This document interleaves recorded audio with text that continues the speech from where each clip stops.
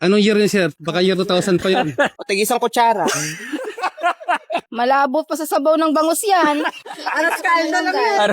Mga boss, may isa na namang tanga na sumulpot sa gobyerno. Sabi ni DTI Secretary Cristina Roque, kasya na daw ang 500 piso para sa Noche Buena. Kung 2,500 pesos, makakabili na kayo ng ham, makagawa ka na ng macaroni salad, makakagawa ka na rin ng spaghetti.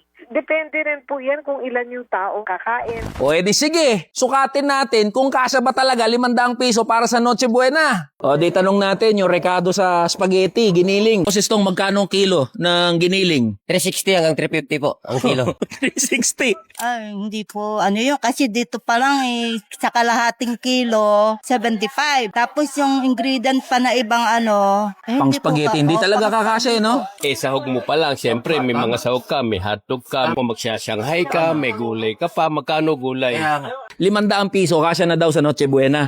Mahirap, sir. Mahirap. Di yun magkasya. Mga pambili pala talaga yun. Ingredients. Oh, ingredients pa lang. Anong year niya, sir? Na ano nila? Baka year 2000 pa yun. Kasi sahog pa lang, baga na. Sahog pa lang. Sibuyas, 200 per kilo na. Oh. Isang kilong sibuyas pa lang, 320 na eh. Pambili mo pala ng cake eh. Hindi, cupcake, lemon square. Negative yun, sir. Panglugaw lang yun. Aras kain na lang yan. Sabi niya, may spaghetti, may macaroni, may ham. Malabo pa sa sabaw ng bangus yan. Wala kang mabibili doon. Ano lang mabibili mo doon? Ano masasabi mo kay Secretary? Siya na lang sumubok siguro. Grabe naman yun. Pang isang tao na lang yun. Sabi niya, ano daw, kasya na, spaghetti, macaroni, may ham pa. O tig isang kutsara. Anong masasabi mo sa kanya? kulang na kulang po yung 500. Nilinaw niya pa kanina, kasya daw eh. Hindi po talaga. Hindi. Sana abot yung 500 piso, sir.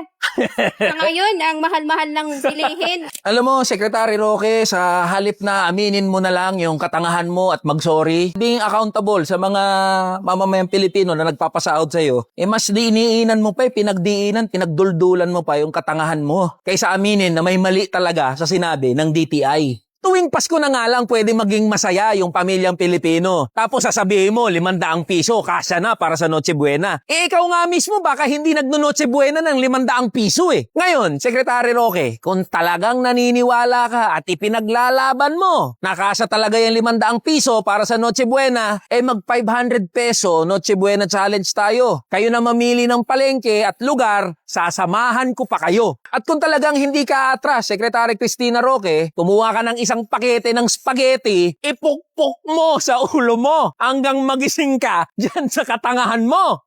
Tara na, kamanggagawa. Secretary Cristina Roque, may alam mo kung mura,